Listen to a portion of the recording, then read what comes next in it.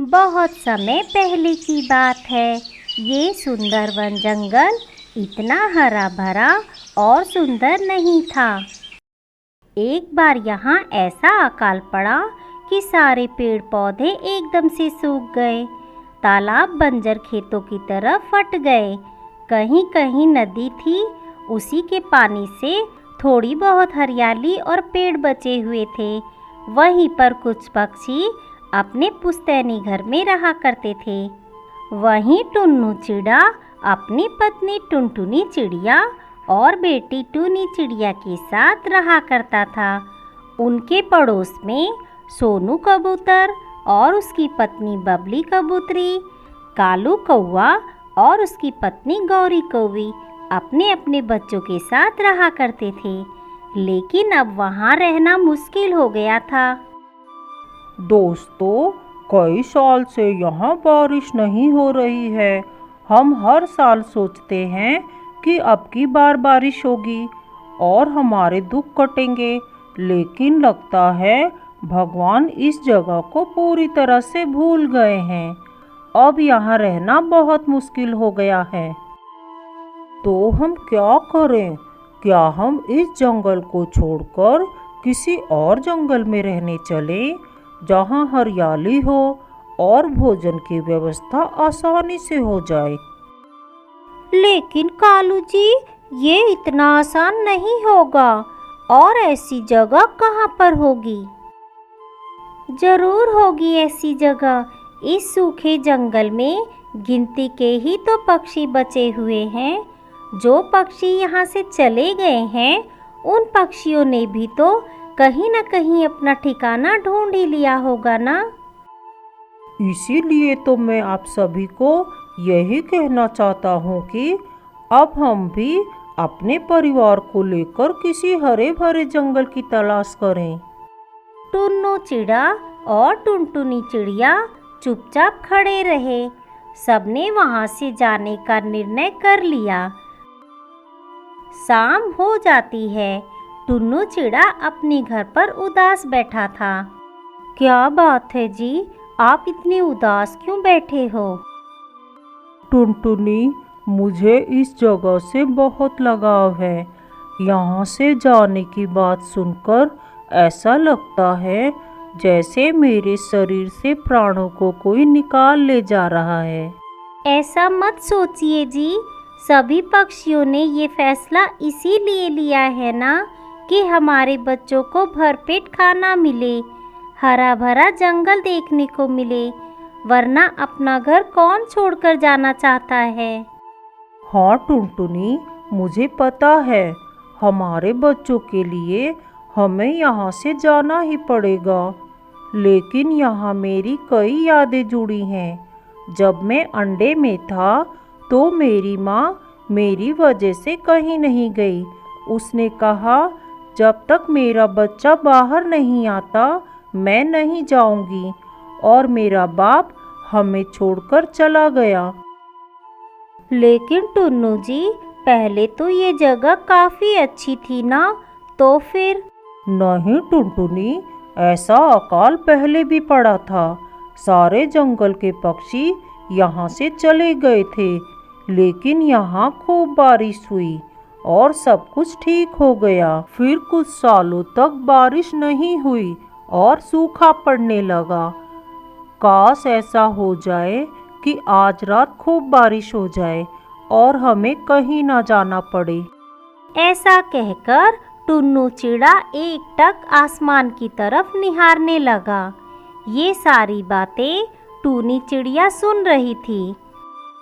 तभी उसके दोस्तों ने उसे बाहर से आवाज लगाई, टूनी चिड़िया, बाहर आओ, चलो खेलने चलें। चलो, आज इस जगह पर हमारा आखिरी दिन है। हम उस जगह पर चलते हैं जहां हम रोज खेला करते हैं। वो सभी उसी जगह पर आकर खेलने लगते हैं। हाँ, तो मैं हूँ राजा, टूनी तुम मंत्री और सुंदरी कौवी तुम हो चोर। नहीं, मेरा खेलने का बिल्कुल भी मन नहीं है। मेरे पापा यहाँ से नहीं जाना चाहते। वो बहुत दुखी हैं। लेकिन मेरी मम्मी कहती हैं कि हम यहाँ से जा रहे हैं, वहाँ बहुत हरियाली होगी और खाने को मीठे मीठे फल भी मिलेंगे। ये हरियाली कैसी होती है और फल ये कैसे होते हैं? मैंने तो कभी नहीं खाए। पता नहीं सुंदरी कौवी, ये सब तो मैंने भी नहीं देखा। ऐसे ही रात हो जाती है, तभी अचानक आसमान में एक उड़न तस्तरी दिखाई देती है और वो धीरे धीरे उस जगह पर आ जाती है। उनमें से किसी ने भी ये चीज़ पहली बार देखी थी। वो तीनों डर जाते हैं। फिर उस उड़न तस्तरी में से एक अजीब सा प्राणी निकला। उन्हें पता ही नहीं था कि वो एलियन है और वो दूसरी दुनिया से आया है। वो एलियन उन तीनों के पास आया। टूनी चिड़िया ने हिम्मत करके पूछा, कौन हो तुम?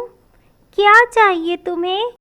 वो एलियन चुपचाप उन्हें देखता रहा, जैसे कि वो उनकी भाषा समझ ही नहीं पा रहा हो।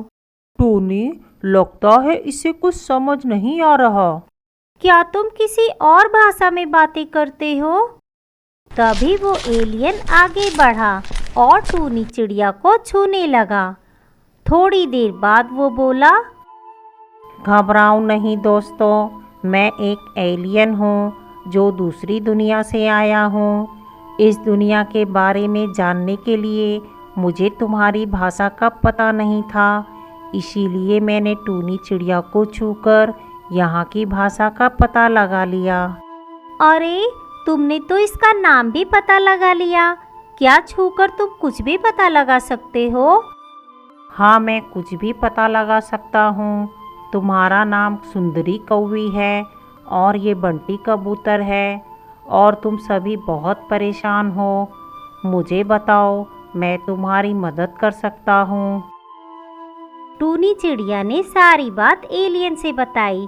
तब एलियन ने कहा, बस इतनी सी बात?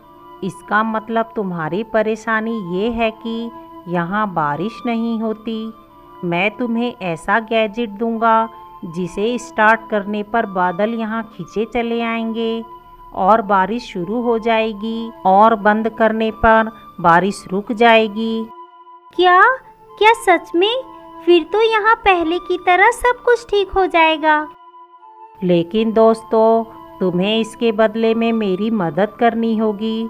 मुझे इस धरती पर इसकी जानकारी लेने के लिए भेजा गया है, इसीलिए तुम मुझे इस धरती की सारी जानकारी दे देना। हमें ज़्यादा कुछ तो नहीं पता, लेकिन तुम यहीं रुको, मैं हमारे मम्मी पापा को बुला कर लाता हूँ, वो तुम्हें सब कुछ बता देंगे। बंटी कबूतर जाकर सभी पक्षियों को बुला लाया। किसी को भी विश्वास नहीं हो रहा था, इसीलिए एलियन ने टुन्नू चिड़े को छुआ और एक चुटकी बजाई और सब कुछ पहले की तरह हो गया। और उस एलियन ने उन्हें वो गैजेट भी दिया जिससे कि बारिश हो सकती है। अरे, ये तो कमाल हो गया। ये जंगल तो पहले की तरह हरा भरा हो गया। मुझे तो विश्वास ही नहीं हो रहा है कि तुम हमारे दोस्त बन सकते हो। तुमने हमारी बहुत मदद की। लेकिन तुमने ये कैसे किया? क्या तुम्हें जादू आता है? हमारे प्लेनेट पे टेक्नोलॉजी बहुत ही फास्ट है, इसीलिए हम किसी भी दुनिया में आ जा सकते हैं। हमारा लक्ष्य है कि हम हर दुनिया से दोस्ती बनाएं, इसीलिए मुझे आपकी मदद चाहिए इस पृथ्वी के बारे में थोड़ी बहुत जानकारी लेने के लिए। तुमने हमारी इतनी मदद की है, इसीलिए हम तुम्हें सारी जानकारी देंगे। उन सभी पक्षियों ने एलियन को सारी जानकारी दी और फिर एलियन अपनी उड़न तस्तरी में बैठकर फिर से अपनी दुनिया में लौट गया। टुन्नू चिड़े ने उसके दिए हुए गैजेट का बटन दबाया और कुछ देर बाद सच में बादल आ गए और बारिश होने लगी। सभी बहुत खुश थे। सब कुछ पहले की तरह हो गया था। वो जंगल फिर से हरा भरा हो गया था और जो पक्षी वहाँ से चले गए थे वो भी वापस आ गए। सुंदरवन जंगल को अब सभी एलियन जंगल के नाम से बुलाने लगे।